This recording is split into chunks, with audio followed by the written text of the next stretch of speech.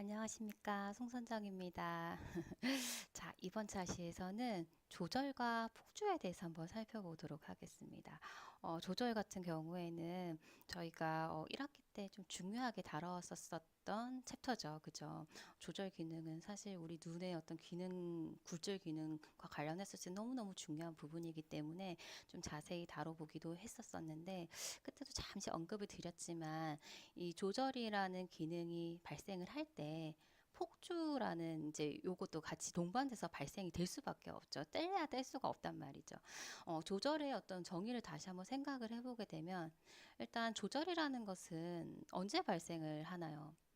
어, 가까운 물체를 보려고 할 때, 그죠? 무한 원방이 아니라, 보통 무한 원방이라고 했었을 때는, 전방 5m 혹은 6m 이상의 거리를 무한 원방이라고 저희가, 정의를 내리고 있는데, 거기에서 이제 좀 더 가까이 볼수록 조절이라는 기능이 조금 더 개입이 되는 거잖아요. 수정체가, 이 가까운 거리에 있는 물체를 보기 위해서 적절한 만큼 굴절력을 갖다가 높였다가 또 멀리 볼 때는 줄였다가 이렇게 하는 기능 자체를 조절이라고 했었었는데, 자, 그러면 멀리가 아니라 멀리를 봤었을 땐 직전방을 이렇게 멀리 주시했었을 때, 즉 수정체가 전혀 조절하지 않은 정적 굴절 상태, 조절 휴지 상태, 무조절 상태라고 하면은 이 안이가 이렇게 이제 평행선상에 이렇게 보통 이제 있다라고 봐지는 거죠. 음, 봐지는데 가까운 곳을 이렇게 보게 되면 눈이 어떻게 되나요? 이렇게 되면 눈이 모일 수밖에 없잖아요. 그죠? 그래서 떤 가까운 물체를 본다. 5m, 6m 이내의 어떤 물체를 보게 된다라고 했을 때 눈이 조금씩 모일 수밖에 없다. 조절과 같이 폭주가 동반될 수밖에 없다. 그래서 이 조절과 관련한 이 폭주에 대해서 오늘은 좀 자세하게 살펴보도록 하겠습니다. 자, 그러면 폭주에 들어가기 앞서서 이제 저희가 이제 앞에서 살펴봤었던 조절에 대한 내용을 다시 한번 리마인드를 하고 그리고 나서 폭주 파트로 이렇게 조금 더 이제 자세하게 들어가 보도록 하겠습니다. 자, 조절의 정의라고 했었을 때, 조절이라고 하면은 외계 물체의 위치에 관계없이 여기 외계 물체의 위치에 관계가 없다는 것은 이제 5m 혹은 6m 이내에 있는 물체 어떤 거리에 있는 물체에 관계없이 망막의 선명한 상을 맺게 하는 누가 기능을 해서요? 수정체가 그 거리마다 적절한 만큼의 굴절력 값을 변화를 시켜서 망막의 선명한 상을 맺게 해주는 거죠. 그렇게 하는 눈의 고유의 기능이다. 누가 해주는 수정체가 하는 그죠. 수정체의 주 기능이 되겠죠. 자, 이게 조절의 정의고, 자, 이 조절 같은 경우에는 이제 가까운 물체를 볼 때 발생을 한다라고 했잖아요. 그래서 조절은 원견시, 멀리 볼 때는 일어나지 않고, 원견시에서 근견시로 가까운 거리를 보고자 할 때 일어나는 작용이고요. 이때 이제 나타나는 반사작용으로 조절과 같이 폭주, 조절 그리고 축동 그죠 동공이 작아지는 축동이 같이 이제 거의 뭐 동시다발적으로 일어난다 보시면 되세요.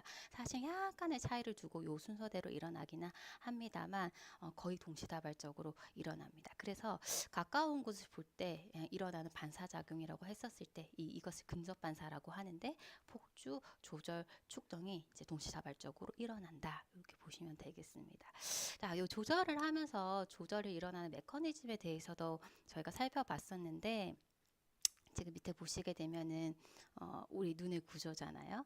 눈의 구조인데 이 눈에 있어서 수정체가 이 조절이라고 하는 기능을 하게 되는데 수정체가 조절하지 않을 때 원래 자기 모양이 이제 양볼록 렌즈 형태였었죠. 그죠?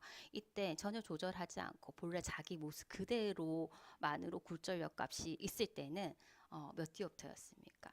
뭐 19.11에서 약 한 19디옵터 정도만 가지고 있었어요. 그죠? 이런 식으로 되어 있었었는데 가까운 곳을 보고자 할 때는 조금 더 많은 굴절력 값이 필요로 하죠. 그죠? 자, 그런데 이제 가까운 물체를 보고자 할 때는 수정체가 굴절력 값을 높여야 되고, 그러면은 지금 이 모습이 조금 더 이제 뚱뚱해진 모습으로 변화를 하는 거죠. 지금 밑에 있는 그림에서처럼요. 지금 조절이 된 상태에서의 수정체 모습을 보여주고 있는데, 이렇게 수정체가 뚱뚱해지면서 플러스 굴절력 값이 커진단 말이에요. 최대 33디옵터까지, 그죠? 이런 식으로 굴절력 값을 유동적으로 변화시킬 수 있는데, 이제 이것을 조절이라고 하고요. 이 조절이 발생을 하기 위해서는 이 수정체를 잡고 있는 수정체 주변에 있는 이 조직들이 어떤 움직임이 있겠죠, 그죠? 지금 옆에 보시고 있는 게 수정체 바로 옆에 붙어 있는 이게 모양체, 선모체, 소대, 그죠? 소대가 될 테고, 그리고 이거 윤상의 형태로 동글동글하게 되어 있는 이 부분이 선모체, 모양체, 근이 되겠습니다, 그죠? 그래서 요렇게 수정체가 원래는 요런 납작한 모습이다가 요때는 한 19디옵터 가지고 있다가 굴절력이 이렇게 높아지게 되기 위해서는 이제 일차적으로는 모양체 근이 수축을 하고, 그리고 여기 있는 이제 모양체 소대가 느슨하게 이완을 하면서 수정체가 이렇게 뚱뚱하게 변화를 하면서 굴절력 값이 커지는 거죠. 그러면서 가까운 거리에 있는 물체가 잘 보이게 된다. 이게 이제 조절 메커니즘이었습니다. 자, 요렇게 조절이 일어나게 되는데, 이때 발생되는 생리적인 변화를 보시게 되면은 아까도 말씀드렸지만 가까운 곳을 볼 때 일어나는 근접 반사 작용 보시게 되면 동공이 축동이 된다라고 말씀드렸죠. 축동되고요. 그리고 수정체가 조절하지 않을 때는 19디옵터 정도의 굴절력 값을 가지고 있지만, 조절을 했었을 때는 최대 33디옵터까지 굴절력 값을 변화시킬 수가 있다라고 말씀드렸어요. 물론 이 굴절력 값의 변화는 나이가 점점 들어감에 따라서 점점 적어진다. 그래서 보통 한 45세 전후가 되면 한 3디옵터밖에 남지 않는 노안이 이제 생기게 되는 거고, 보통 한 60대, 70대 정도 되면은 이제 일반적으로는 수정체 조절 기능은 완전히 상실이 된다라고 보고를 하고 있습니다. 어쨌든 이제 기본적으로 수정체가 조절을 했었을 때는 최대 요마만큼 변화시킬 수 있다. 이렇게 보시면 되겠고, 이렇게 조절이 일어날 때 이 수정체의 모양이 이런 식으로 변화를 했잖아요. 그죠? 근데 이제 변화를 할 때 보통은 앞쪽이 더 뚱뚱해지거든요. 지금 보시게 되면 이쪽이 앞쪽이고 이 뒤쪽 전방 후방이 되는데, 원래는 약간 형태가 이 전방 쪽이 약간 납작하고 후방 쪽이 조금 더 볼록한 형태로 생겼어요. 근데 이제 이렇게 생겨 있다가 조절이 필요할 때는 그 이제 이 모양의 유동성에 있어서 훨씬 더 앞쪽으로 더 뚱뚱해지는 이런 형태가 가져집니다. 약간 이렇게 직경도 작아지고요. 그런 형태로 변화를 하게 되는데, 이렇게 되게 되면은 어떻게 앞쪽으로 더 밀리는 거잖아요. 그래서 안압이 일단 상승이 될 텐데, 전방이라고 하면은 각막이랑 이 홍채 사이가 되겠죠, 그죠? 이 전방이 얕아지면서 안압이 상승이 된다. 이렇게 보시면 되겠죠. 그래서 기본적인 이제 조절이라고 했었을 때는 이런 내용에 대해서 정리를 해주시면 되겠습니다. 자, 그리고요, 이제 이 조절을 하면서 몇 가지 용어에 대해서 저희가 중요하게 다뤄봤었어요. 이 용어에 대해서 정확하게 정의를 하고 이해를 하고 계셔야지 이 조절 범위라든지 이것과 관련한 뭐 명시역 이런 것들에 대해서 헷갈리지 않고 잘 이해를 하실 수가 있어서 먼저 용어 정리를 했었었는데, 크게 요 네 가지 용어에 대해서 잘 이해를 하시고 계시면 되겠죠. 자, 먼저 원점이라는 건데, 이 원점은 어떻게 정의를 할 수 있었을까요? 파워포인트라고 해서 FP로 표기를 했었습니다. 자, 원점이라고 하는 것은요, 기본적으로 이제 멀리 볼 때예요. 즉 수정체가 조절하지 않는 정적 굴절 상태, 조절 휴지 상태, 무조절 상태에서 얘기를 하는 겁니다. 이 상태에서 망막의 선명상을 맺게 하는 중요한 것은 물체의 위치죠. 당연히 이제 정시 같은 경우는 멀리 잘 보이잖아요. 그러면 이제 멀리가 잘 보인다는 것은 실제적으로 멀리를 보고 있을 때, 그러니까 수정체가 전혀 조절하지 않는 정적 굴절 상태일 때 망막에 선명한 상이 맺어졌기 때문에 잘 보이는 거잖아요. 그래서 즉, 이 정시 같은 경우에는 그 원점의 위치가 무한 원방이 되는 거죠. 근데 이제 요것과 좀 상대적으로 근시를 한번 예를 들어보게 되면은 근시 같은 경우에는 멀리가 잘 보이나요? 그냥 이렇게 정적 굴절 상태에서 멀리 이렇게 봤을 때 근시의 주 증상이 멀리가 안 보이는 거죠. 가까운 거리 사람마다 다르겠지만 가까운 거리에서는 좀 비교적 잘 본단 말이에요. 근시가. 자, 그건 무슨 말이냐? 근시 같은 경우에는 정적 굴절 상태에서 이제 무조절, 조절 휴지 상태에서 망막의 선명상이 안 맺어졌어요. 그런데 물체가 가까이 오게 되면 망막의 선명상이 맺어지기 때문에 눈앞 어떤 가까운 유한거리에 있는 그 물점에서는 이제 잘 보이는 거죠. 그래서 근시 같은 경우에서의 원점이라고 하면 눈 앞 유한거리. 물론 그 사람의 근시도에 따라서 그 거리는 조금씩 달라질 수는 있겠지만 어떤 눈앞 어떤 그 유한거리 내에서 이 물체는 선명하게 보일 수가 있고 그렇게 보이는 이유는 망막의 선명상이 맺어졌기 때문에 근시의 원점이라고 하면 눈 앞 유한거리가 되는 거죠. 원시는 반대고요. 그죠? 그렇게 정의를 했었습니다. 그래서 원점이라고 했었을 때는 일단 기본적인 전제가 수정체가 전혀 조절하지 않은 상태인 거고 그때 망막의 선명상을 맺게 하는 물체의 위치인 거예요. 물체의 위치. 그죠?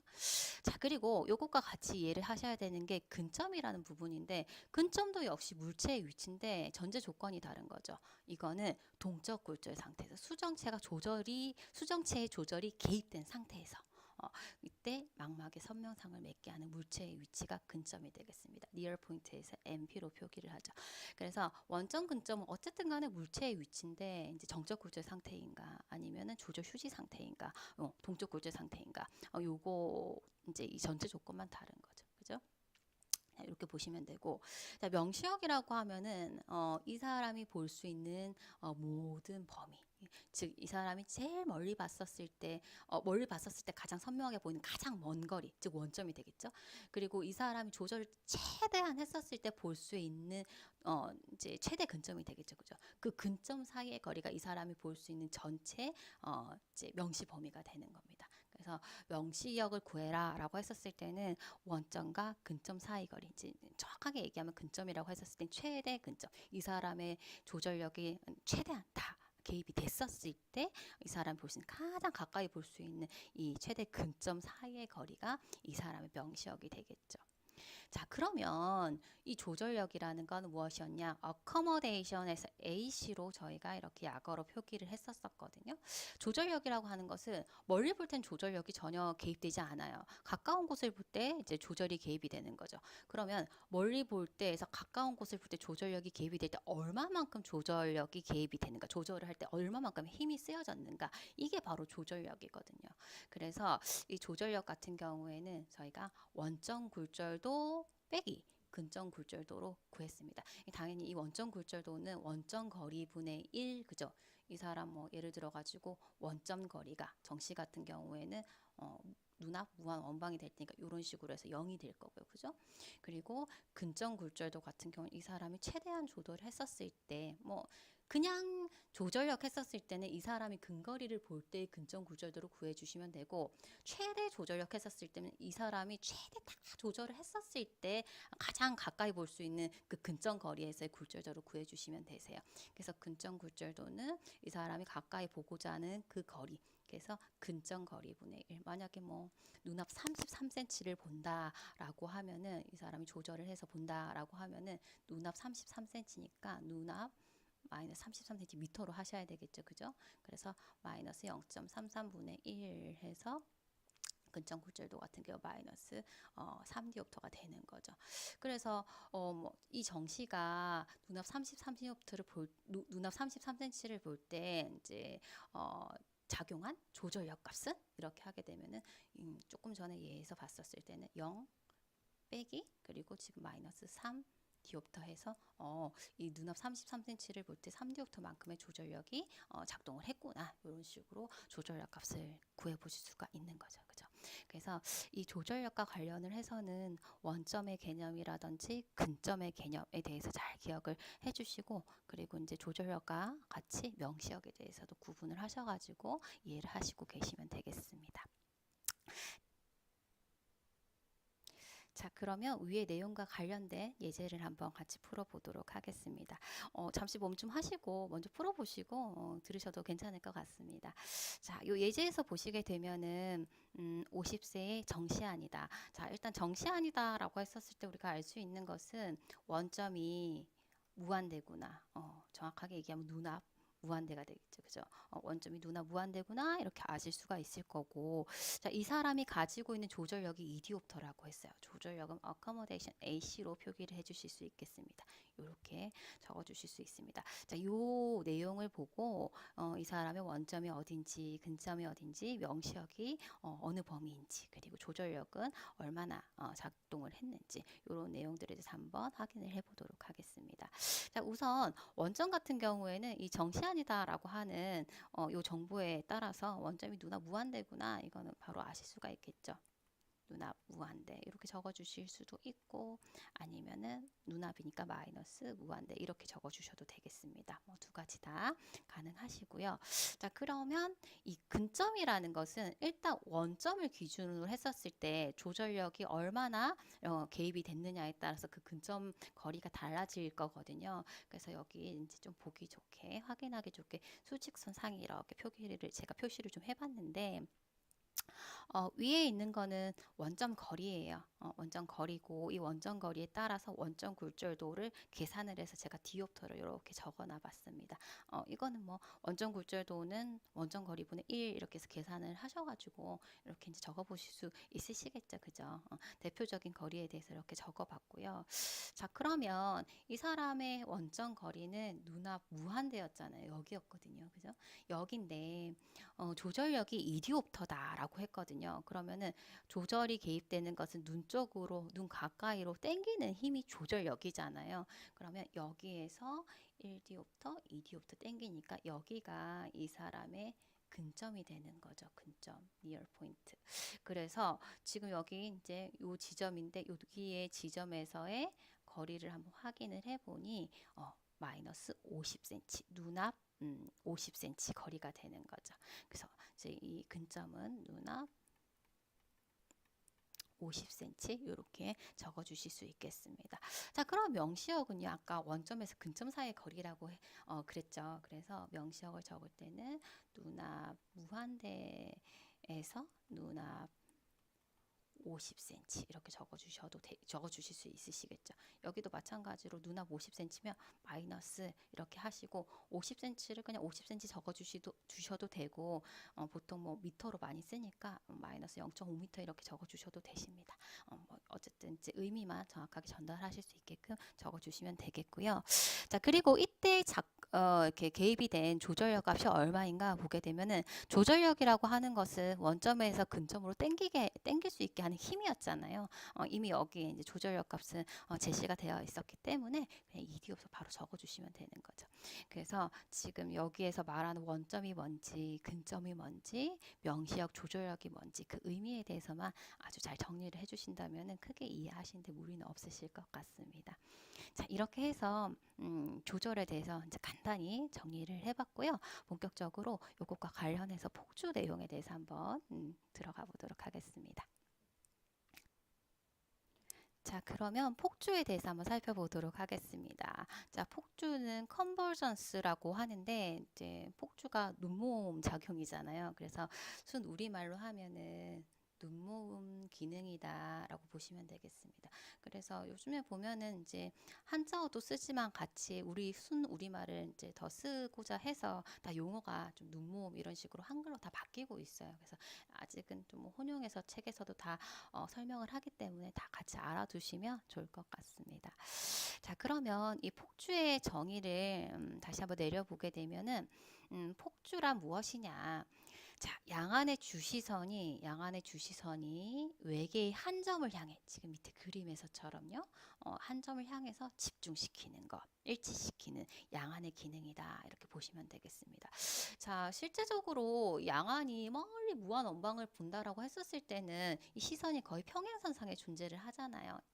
거의 이제 평행선 상에 있죠. 근데 가까운 곳을 볼 때는 더더 이제 어떤 한 곳을 집중을 해서 눈이 몰리겠죠. 요렇게 되는 것 자체를 폭주다 이렇게 보시면 되겠고, 자, 폭주의 정의에 대해서 다시 한번 말씀을 드리면서 근견 반사에 대해서 다시 한번 정리를 해보면, 폭주가 일어날 땐 조절이 동반되지 않을 수 없고, 또 조절이 일어날 땐 폭주가 동반되지 않을 수 없겠죠. 그죠? 더불어서 이제 축동도 같이 일어나잖아요. 이 세 개가 동시다발적으로 일어나다 보니까 사실은 이 세 개를 모두 다 같이 이해를 하시고 계셔야 되세요. 자, 그래서 이렇게 가까운 곳을 볼 때 조절과 폭주 그리고 축동이 일어나는 이 작용을 근접 반사, 근견 반사라고 했었습니다. 그래서 여기서 폭주, 조절, 축동 이것이 일어난다. 거의 동시다발적으로 약간의 차이는 있습니다만 거의 동시다발적으로 일어난다 보시면 되겠고요. 그리고 이 조절과 폭주 같은 경우에는 동안신경의 지배를 받고 있죠. 이제 조절 같은 경우에는 당연히 이제 수정체를 붙잡고 있는 주변부에 있는 모양체, 모양체 소대 이런 것들이 부교감 신경이 이제 수축을 하면서 조절 기능이 일어나게 되고, 같이 이제 동안신경이 지배를 받으면서 조절 기능이 일어나게 되고, 폭주를 할 때도 폭주를 한다는 것 자체는 눈이 안으로 몰리는 거잖아요. 그러면은 이제 눈에 붙어 있는, 안구에 붙어 있는 근들이 있죠.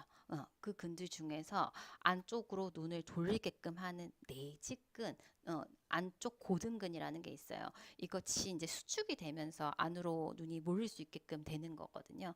그 안쪽 고등근을 지배하고 있는 신경이 동안신경이 되겠습니다. 그래서 조절과 폭주는 동안신경을 지배를 받고 있고요. 자, 그리고 이 조절과 폭주가, 조절이 일어나면 폭주가 일어나지 않을 수 없어요. 그죠? 가까운 곳을 볼 때 조절과 함께 폭주는 동반될 수밖에 없는데, 이것이 정상적이다라고 하면 이 조절에 대해서 폭주가 1대1의 비율로 일어나면 정상 아니, 안구 위치가 정상적으로 보이거든요. 근데 사람마다 이 조절을 할 때 눈이 모이는 폭주되는 양이 다르다는 얘기예요. 어떤 사람 같은 경우에는 1디옵터 조절을 할 때 눈이 팍, 팍, 팍 이런 식으로 몰리는 거죠. 그럼 가까운 곳을 보려고 더 가까운 곳을 볼 때마다 눈이 훨씬 더 많이 몰려진 형태로 보인다는 겁니다. 즉, 내사의 어떤 안이 상태를 보일 수가 있다는 거죠. 반면에 어떤 사람은 가까운 곳을 보는데 눈이 조금씩밖에 안 몰리는 거죠. 눈모음 작용이 적다는 얘기예요. 폭주가 적다는 얘기예요. 그런 경우에 눈이 좀 벌어진 것 같이 이런 외사의 형태로 이제 나타날 수도 있다라는 얘기입니다. 그래서 정상적인 경우에는 조절과 폭주가 1대1의 비로 이렇게 비례해서 나타나겠으나, 어떤 사람들마다 이 조절에 따른 폭주량이 다 다르다 보니까 조금씩 다른 형태로 나타날 수가 있고, 이런 다른 형태로 나타났었을 때 안이 상태를 외사다, 내사다 이렇게 설명을 할 수가 있는 거거든요. 그래서 이 관계에 대해서 저희가 한번 오늘 조금 더 이제 심도 있게 살펴보도록 하겠습니다. 그래서 조금 전에 내용을 다시 한번 정리를 해보면, 조절과 폭주의 비는 1대1의 비례로 일어나야 되는데 이 비가 깨지면 조절에 따른 사시가 나타날 수 있다. 이렇게 보시면 되겠습니다. 자, 그래서 이 내용에 대해서 살펴볼 거고요. 자, 그에 앞서서 폭주의 종류에 대해서 살펴보겠습니다. 폭주의 종류도 크게는 세 가지로 나누어서 설명드릴 수 있습니다. 자, 첫 번째, 지금 그림에서 보시고 계신 것처럼 대칭성 폭주. 양안에서 눈모음이 일어나는데 똑같이 일어나는 거예요. 대칭성 폭주. 그죠? 당연히 가까운 곳을 볼 때는 폭주량은 더 많아질 거예요. 그렇지만 양안이 동일하게 폭주가 되는 것을 대칭성 폭주라고 합니다. 자, 그런데 지금 보고자 하는 그 고시점의 위치가 중앙이 아니고 이렇게 측면이다라고 하면은 지금 오른 눈과 왼 눈에서 눈 모음량은 좀 달라질 수가 있겠죠. 그죠? 다르잖아요. 그죠? 그래서 이런 형태를 비대칭성 폭주, 비대칭성 눈모음이다. 이렇게 보시면 되겠습니다.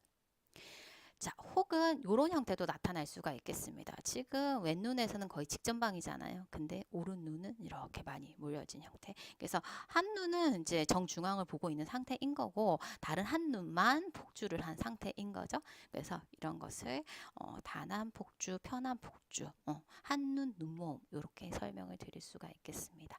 그래서 폭주의 종류도 그 이제 양안에서 폭주하게 되는 그 양에 따라서 대칭성이냐 비대칭성이냐 단한 편한 폭주냐 이런 식으로 구분을 좀 해서 살펴볼 수가 있겠습니다. 자, 이렇게 해서 폭주의 종류를 살펴봤고요. 자, 이 폭주 같은 경우에는 이 사람의 폭주량이 얼마를 가지고 있는 폭주량, 폭주력이 얼마나 되느냐 이걸 갖다가 측정을 할 때는 실제적으로 이 사람이 선명하게 볼 수 있는 가장 가까운 거리, 이제 폭주 근점이라고 얘기하거든요. 이 거리를 측정함으로써 이 사람이 가지고 있는 폭주력을 알아볼 수가 있어요. 폭주력이 좋다는 것은 조절과 폭주가 굉장히 이제 건강하게 비례적으로 그죠? 잘 이제 일어나고 있다. 이렇게 보시면 되겠고, 조절과 폭주에 있어서 그 균형이 이제 깨지게 되면은 상을 선명하게 볼 수가 없잖아요. 이제 두 개로 보이는 경우가 있죠. 그죠? 그래서 하나로 선명하게 볼 수 있는 최대 거리, 눈앞에서의 가장 가까운 그 거리가 폭주 근점이 되는데 이 폭주 근점을 측정하는 방법에 대해서 한번 살펴보려고 합니다. 자, 먼저 폭주거리, 눈 모은 거리는 이 눈 모은 거리를 측정을 할 때는 그 기준점은 눈에 있어서의 기준점 중에서 회선점을 기준으로 하고 있어요. 우리 눈에서의 기준점은 크게 두 가지죠. 절점과 회선점이 있는데 절점 같은 경우에는 뭐 시력이나 시각이나 어떤 정적 시야의 어떤 기준점이 되는 부분이 절점이에요. 그런데 안구 운동과 관련한 부분에 있어서의 기준점은 회선점이 되거든요. 각막 후방 13mm에 위치한 회선점이 됩니다. 그래서 이 폭주도 눈알 운동과 관련한 거잖아요. 그래서 그 기준점은 회선점이고, 그래서 실제적으로 이 폭주 근점을 측정한다라고 했었을 때는 우리가 측정 눈 안에 있는 그 회선점은 측정을 할 수가 없겠지만 기준점은 그 회선점이 된다라고 알고 계셔야 되고, 거기에서 이 사람이 볼 수 있는 가장 가까운 거리 까지가 이 사람의 이제 폭주 거리가 되는 거죠. 그래서 그렇게 측정을 했었을 때 이제 조금 이따 영상을 보시게 되겠지만 이 사람이 이제 이렇게 고시하고 있는 물체를 손을 쭉 뻗었을 때 이제 가장 먼 거리에서 가까운 거리를 이렇게 가져오면서 확인을 한단 말이에요. 그래서 이 펜촉 이제 이 끝이 그러니까 하나로 보일 수 있는 가장 가까운 거리를 갖다가 측정을 하면 되는데, 이때 거리가 일반적으로는 정상 성인을 기준으로 하면은 한 8에서 10cm 정도까지 되면은 이 사람의 어떤 조절, 폭주 기능이 정상적이다 이렇게 보시면 되겠고, 이것보다 이제 먼 경우가 문제가 되는 거예요. 더 가까운 경우는 문제가 전혀 되지 않습니다. 훨씬 더 조절과 폭주가 원활하게 일어나고 있는 거기 때문에 문제가 되지 않는데, 너무 멀다라고 하면은 조절에 어떤 이상이 있을 수도 있고 폭주에 이상이 있을 수도 있기 때문에 그 부분은 어디에 문제가 있는지를 갖다 다시 한번 체크를 해봐야 되는 거거든요. 그래서 폭주 근점을 측정을 함으로써 이 사람의 조절 기능, 폭주 기능이 정상적인가 아닌가 이걸 갖다가 확인을 해볼 수가 있어요. 자, 이렇게 확인해 볼 수가 있고, 자, 그리고 이제 이렇게 멀리에서부터 가까이 오면서 이 물체가 두 개가 아니라 하나로 보이는 가장 가까운 거리를 측정한다라고 했었는데, 그러면 두 개가 보일 때 얘기해 주세요라고 피검사한테 잘 설명을 해야 되겠죠. 그죠? 그러면은 피검사가 인지를 할 때는 이 이제 고시하는 물체가 두 개일 때를 갖다가 이야기를 해주면 되겠지만, 사실 검사라는 것이 이제 좀 더 정확하게 하기 위해서는 어떤 피검사가 느끼는 자각적인 어떤 답과 함께 검사자도 이 피검사가 정확하게 잘 보고 있는지 확인을 해야 되겠죠. 타각적인 확인도 필요하단 말이에요.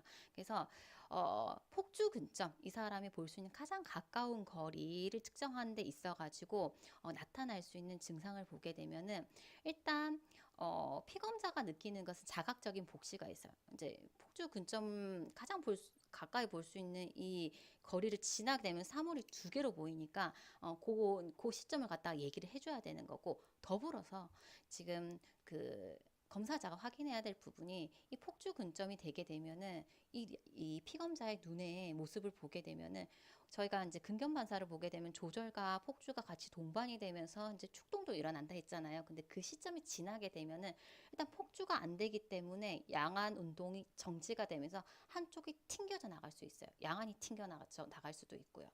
그래서 더 이상 폭주가 안 되는 거니까, 그죠?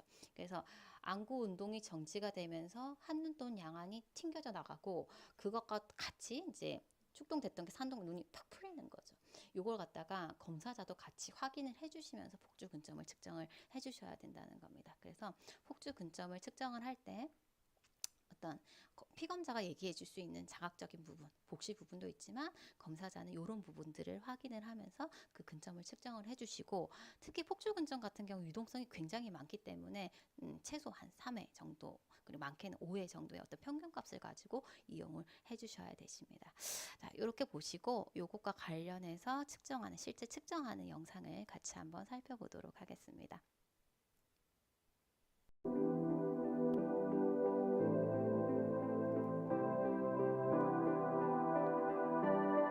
Your point of convergence is MPC로 보통 표기를 하거든요. The near point converging test is to determine the patient's ability to converge the eyes by maintaining diffusion.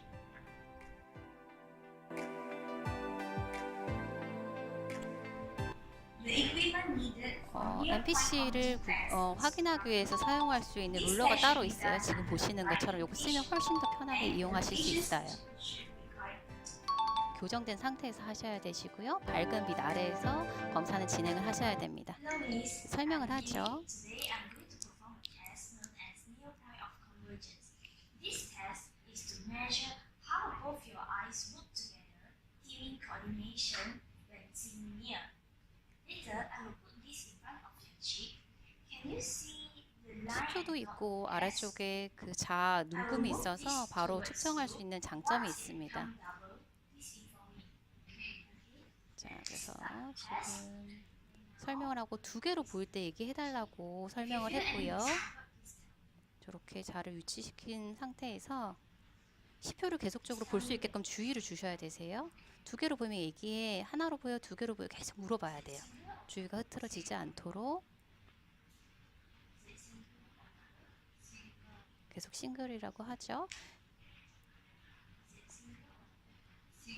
계속 물어보는 거예요. 이게 주의가 흐트러지지 않도록. 두 개라고 했는데 눈을 한번 깜빡하고 나서 다시 봤었을 때는 다시 폭주 기능이 다시 이제 조금 더 원활해질 수 있어서 다시 진행을 하는 거죠. 싱글로 보인다 해가지고 이제 다시 더블로 보인다고 했어요. 그래서 다시 한번 눈 깜빡여 보라고 했고, 근데도 이제 더블이라고 하니까 이 지점을 폭주 근점으로 잡아주시면 되세요. 아까 그 위치에 수치가 적혀 있거든요. 그래서 그렇게 검사를 진행을 해주시고, 동일한 방법으로 뭐 최소 3회, 많게는 5회 정도 해서 이 사람의 이제 평균 폭주 근점 그 수치를 갖다가 확인을 해주시면 되겠습니다. 자, 이렇게 보시면 되고요. 그 폭주 거리를 가지고 폭주력을 구해볼 수가 있는데, 이 폭주력을 나타내는 방법은 지금 여기는 미터각으로 표시를 한다. 일반적으로 이렇게 하고, 그리고 실제 사용하는 것은 프리즘 디옵터 값으로 저희가 폭주력을 나타내거든요. 그거는 후에 이제 설명을 드리겠지만, 지금 측정한 이 거리만 가지고 미터각으로 표시를 할 때에는 이 거리 분의 1로서 나타낼 수가 있어요. 그러니까는 뭐 예를 들어 가지고 이제 유아 같은 경우에는 폭주력이 훨씬 조절이 워낙 좋다 보니까 폭주력 당연히 이제 좋겠죠. 그래서 유아에 있어서의 폭주력을 한번 측정을 해보게 되면, 먼저 폭주 근점을 측정했었을 때 유아는 보통 5cm 이내예요. 되게 짧아요. 조절 잘하니까 폭주도 잘 되겠죠. 그래서 이렇게 이제 폭주 근점을 구해볼 수가 있고, 이거 가지고 폭주력을 MA 값, 미터 앵글이라고 해서 이 값으로 이제 환산을 해서 나타내 주게 되는데, 요거 나타낼 때는 이 거리분의 1로서 5cm니까 이것도 미터로 환산을 하셔야 되겠죠. 0.05분의 1 이렇게 하면은 20 MA 이런 식으로 나타내 주실 수 있는 거예요. 자, 그러면은 이제 정상 성인 같은 경우에 아까 8에서 10cm가 정상 범위라고 말씀드렸잖아요. 그러면은 뭐 8cm는 0.08분의 1, 그리고 뭐 10cm는 0.10분의 1 하면 이제 요렇게 12.5에서 10 MA 값, 요 정도가 정상 범위다. 이렇게 해서 또 이 폭주 거리를 가지고 폭주력 값도 이런 식으로 이제 나타내 주실 수가 있겠습니다. 그래서 폭주력을 나타내는 이제 한 가지 방법으로 MA가 있고요. 그리고 뒤에 가서 요거 외에도 폭주각을 나타내는 다른 몇 가지 방법들에 대해서도 다시 설명을 드리도록 하겠습니다.